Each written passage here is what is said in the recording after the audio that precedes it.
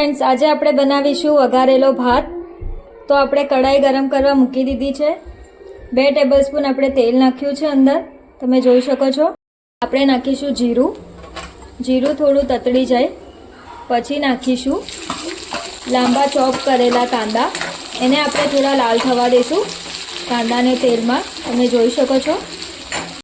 લાલ થઈ જાય ત્યાર પછી હું થોડી અધકચરી તેલમાં થવા દઈશ। કોબી નાખી છે, તમે જોઈ શકો છો। કોબીથી ફ્રાઈડ રાઈસનો સ્વાદ એકદમ મસ્ત આવશે।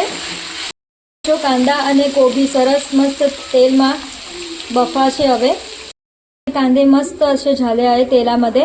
आता आपण टाकूया।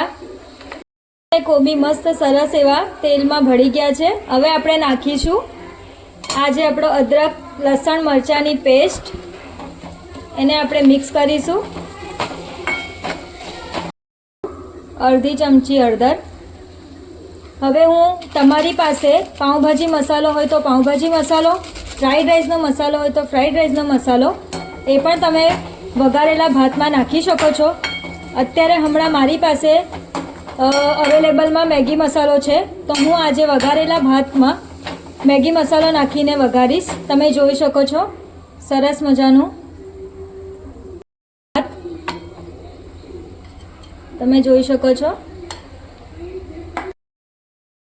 સ્વાદ અનુસાર મીઠું, તમે જોઈ શકો છો કેવું સરસ મસ્ત એવો ભાત વઘારેલો દેખાય છે।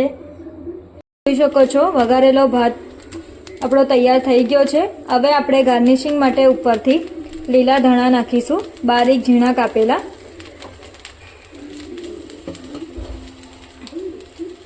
તમે આ ઇન્સ્ટન્ટ વઘારેલા ભાતની રેસીપી ગમી હશે તો મને કમેન્ટમાં જલ્દીથી લખો। આ જ રીતે હું તમને ફટાફટ બનવાની રેસીપી હું આગળ શેર કરતી રહીશ। નક્કી। ધન્યવાદ।